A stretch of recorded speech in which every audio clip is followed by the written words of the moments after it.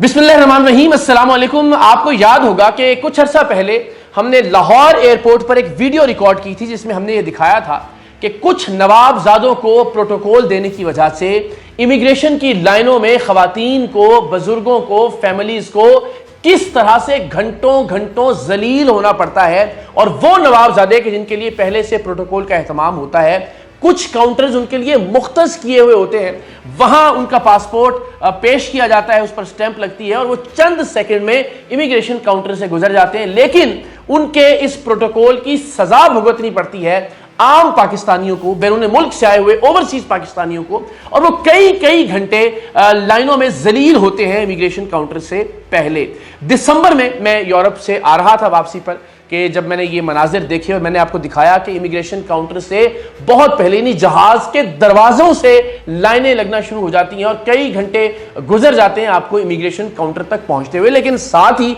कुछ काउंटर्स खुले होते हैं सिर्फ प्रोटोकॉल भुगताने के लिए, और वहां कुछ अमीरजादे, नवाबजादे, सियासतदानों की, हुक्मरानों की, जर्नैलों की, जजों की औलादें खास तौर पर प्रोटोकॉल लेते हुए गुजरती हैं और चंद सेकंड में उनकी इमिग्रेशन कर दी जाती है। तो हमने वहां कुछ वीडियोस रिकॉर्ड की, उन वीडियोस में दिखाया कि कौन कौन लोग प्रोटोकॉल ले रहे हैं, कौन कौन उन्हें प्रोटोकॉल दिलवा रहा है, और दूसरी जानिब आम लोग किस तरह से जलील हो रहे हैं। तो क्या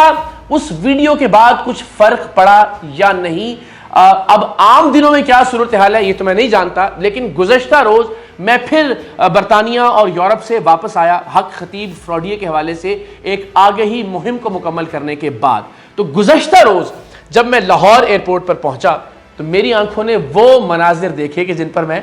अब तक भी यकीन नहीं कर पा रहा हूं। लेकिन जब मैं जहाज से बाहर निकला तो तवक्को यही थी कि बहुत लंबी लंबी लाइनें होंगी, और हमसे पहले दो परवाजें थीं कि जिनके मुसाफिर उतरे थे और उतरने के बाद वो इमिग्रेशन काउंटर्स की तरफ बढ़े थे। तो तवक्को ये थी कि उन दोनों परवाजों के भी 800,000 लोग जो हैं वो लाइनों में लगे हुए होंगे और उसके बाद हमारी बारी होगी और फिर जाहिर है हमारी इमिग्रेशन होगी। लेकिन ऐसा नहीं हुआ। हैरानी की बात यह है कि ऑलरेडी हमसे पहले दो परवाजें, इंटरनेशनल परवाजें लैंड कर चुकी थी, उनके लोग इमिग्रेशन करवा चुके थे। लेकिन जब हम इमिग्रेशन काउंटर के सामने पहुंचे तो मैंने देखा कि वहां सिर्फ चंद लोग हैं, यानी हर काउंटर पर 2 या 3 लोग थे और चंद सेकंड में मेरी इमिग्रेशन हो गई और मुझे मौका भी नहीं मिला कि मैं कोई कैमरा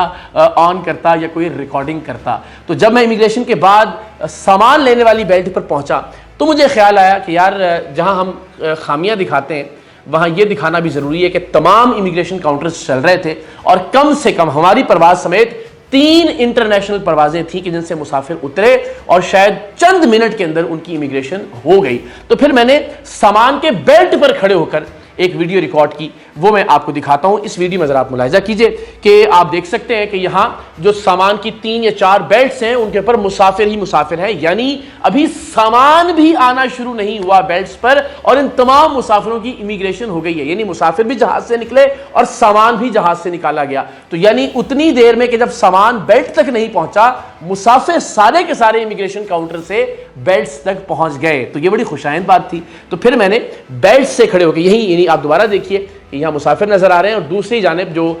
एक शीशे की दीवार थी उससे मैंने इमिग्रेशन काउंटर्स का मंजर भी रिकॉर्ड किया और मेरे पीछे सारे लोगों की इमिग्रेशन हो गई थी। कुछ ऑफिसर्स बैठे हुए थे, कुछ काउंटर्स को ऑफिसर्स अब छोड़कर जा चुके थे इसलिए कि उन्होंने इमिग्रेशन मुकम्मल कर ली थी, पासपोर्ट कंट्रोल का मरहला मुकम्मल कर लिया था। तो मेरे लिए गुज़श्ता रोज़ का लाहौर एयरपोर्ट का एक्सपीरियंस बड़ा शानदार रहा और बस यही दरख्वास्त है कि बंदगाने खुदा आप सारे लोगों को इसीलिए नौकरी पर रखा गया है इमिग्रेशन स्टाफ को कि वो लोगों की ज़िंदगी में आसानी पैदा करें। तो चंद मिनट के अंदर चूंकि सारे काउंटर्स खुले हुए थे और किसी का VIP प्रोटोकॉल नहीं भुगताया जा रहा था, कम से कम मेरे सामने तो कल ऐसा नहीं हुआ, तो हमने देखा कि सारे के सारे लोग बड़ी आसानी से सामान की बेल्ट्स पर आ गए और वहां से अपना अपना सामान कलेक्ट कर रहे थे। और आप देखिए कि जब सारे लोग सामान कलेक्ट कर रहे थे तो पीछे कोई लाइन नहीं थी, कोई शख्स मौजूद नहीं था, शायद इक्का दुक्का लोग थे जो इमिग्रेशन करवा रहे थे। तो मैंने सोचा कि मुस्बत पहलू भी जरूर दिखाना चाहिए। अब अल्लाह जाने कि मेरा कोई रिकॉर्ड मौजूद था, मेरा कोई नाम मौजूद था कि जी आ रहा है बंदा तो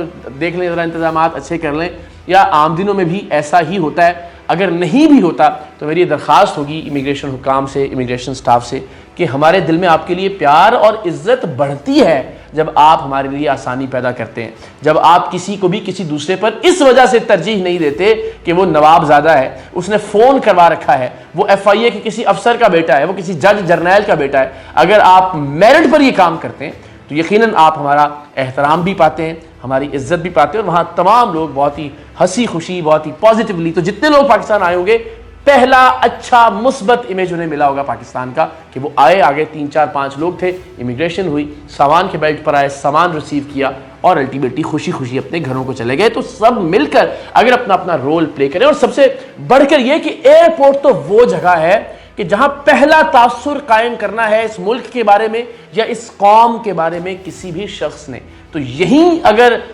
بدنیتی کا، یہیں اگر کرپشن کا، یہیں اگر اقربا پروری کا، یہیں اگر پروٹوکول کا آغاز ہو جائے گا تو ظاہر ہے پہلا امیج ہی تباہ و برباد ہو جائے گا پاکستان کا بھی اور پاکستان کے لوگوں کا بھی۔ تو کل کا میرا ایکسپیرینس بڑا شاندار رہا، میں نے سوچا کہ یہ بھی آپ سے شیئر کروں اور ہم سب مل کر دعا کریں کہ اللہ کرے جیسا کل ہوا ویسا ہی ہوتا ہو اور ویسا ہی آئندہ بھی ہو ایئرپورٹس پر، تاکہ لوگ ہنسی خوشی